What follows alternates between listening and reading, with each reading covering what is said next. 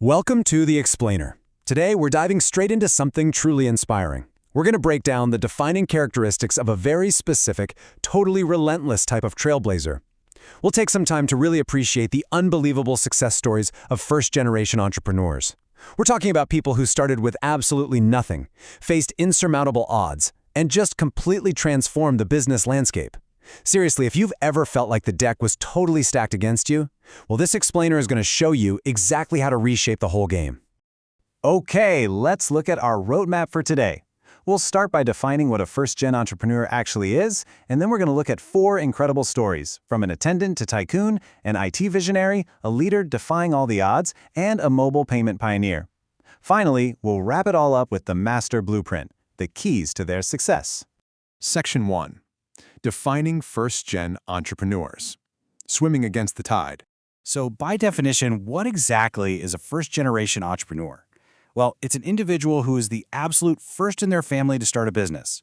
I want you to really think about what that means for a second. They don't have any formal business background to lean on. There's no wealthy uncle waiting to write them a massive check. And there's no family patriarch offering strategic guidance. They are entirely on their own, literally learning the ropes from scratch. So what actually drives them? The source material points out that it's a deep passion that simply doesn't allow these individuals to work under someone else's authority. It's essentially a calling. They have an immense risk-taking appetite, and subconsciously, they know they are completely capable of swimming against the tide. They actively, purposefully choose to do things differently. Section 2. From Attendant to Tycoon, the Dhirubhai Ambani story.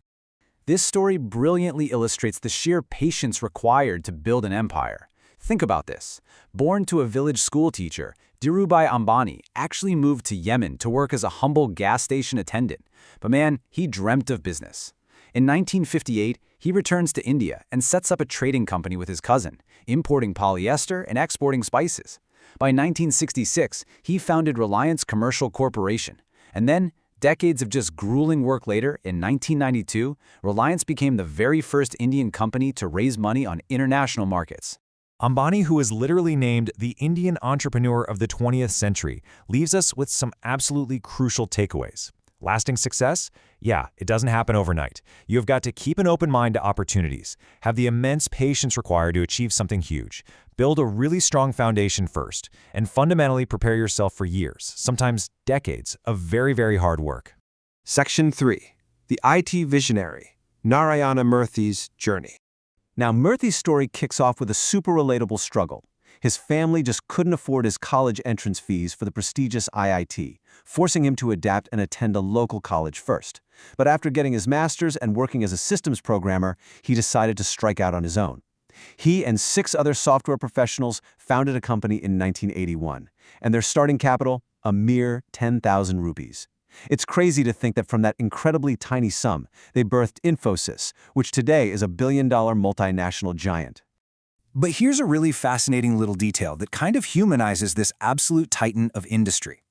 Infosys wasn't actually his first attempt. Murthy's very first company was called Softronics, and it totally failed at an early stage.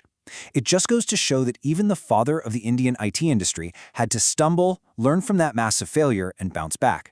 Through all the highs and lows, and that includes retiring in 2011 only to be called back in 2013 to revitalize the company, Murthy's philosophy stayed rock solid. His biggest takeaways? Open, transparent dealings are what truly builds credibility. You can never get disheartened by a drop in business. You use your skills to create value. And crucially, he maintained a policy of zero nepotism. He strictly believed you hire only the absolute best for the company, no matter who they know. Section 4. Defying all the odds. The Kalpana Saroj story. Now, what's really interesting here is the stark, unbelievable contrast between her heartbreaking beginnings and her ultimate triumphs. Born into a poor Dalit family, Kalpana was married off as a child bride at just 12 years old, facing severe abuse. She returned to her village, then moved to Mumbai to work in a garment factory. But the defining tragedy? She lost her younger sister simply because they couldn't afford a small amount of money for medical treatment. It shattered her. But it also forged this ironclad purpose to earn money and help the underprivileged.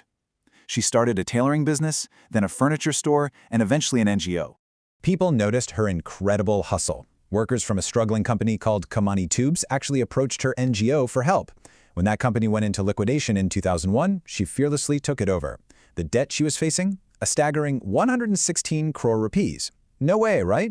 But through sheer determination, she restructured the company, cleared the debt entirely, and brought it back to massive profitability. Kalpana Saroj, who went on to earn the Padma Shri and serve on the board of Bhartiya Mahila Bank, proved a huge point here. She showed that formal education isn't the ultimate gatekeeper. As she perfectly puts it, degrees do not make an entrepreneur, rather it is their skills and determination which helps them to succeed.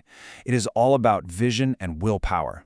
Section 5. The Mobile Payment Pioneer, Vijay Shekhar Sharma. Let's move to Vijay Shekhar Sharma. As a young guy, he really wanted to go to Silicon Valley, but he just couldn't afford a ticket. So what does he do? He decides to build his own right in India. But man, his early hurdles were rough. Coming from a Hindi medium school, he literally had to teach himself English in college just to survive the engineering curriculum. In 2001, he starts 197 Communications, taking out massive bank loans with crazy interest rates, up to 24%. To clear a crushing 8 lakh rupee debt, he started a consulting firm and built software that doubled another company's profits. In return, they bought a 40% stake in his company, and he finally cleared that debt. Talk about scrappy. Then came his massive aha moment during a visit to Beijing. Seeing their rapid technological growth, he asked himself, if a country like China can do this, then why cannot India? He wanted to build an online payment platform. Remarkably, his own board of directors completely dismissed the idea. They thought Indians would only ever prefer cash. But he fought for it anyway, secured 5 crores for a 6-month trial, and birthed Paytm, the ultimate pioneer of mobile wallets in India. Sharma's whole narrative is just anchored by this unbelievable persistence. The big takeaway here? Resilience. Never let short-term failures or immense challenges overcome your long-term vision. What seems completely worthless to a board of directors might actually be a multi-billion-dollar idea if you just have the sheer determination to fight all the odds. Section 6. Keys to Entrepreneurial Success, the Master Blueprint. So let's pull this all together.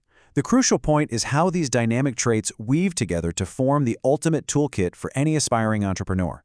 You absolutely need the patience and long-term vision of Dhirubhai Ambani.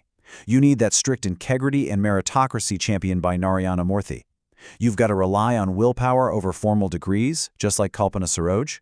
You need the relentless resilience of Vijay Shekhar Sharma, and, as our source also briefly highlights with Falguni Nayar of Naikai, you must constantly evolve your business to meet the changing needs of the market.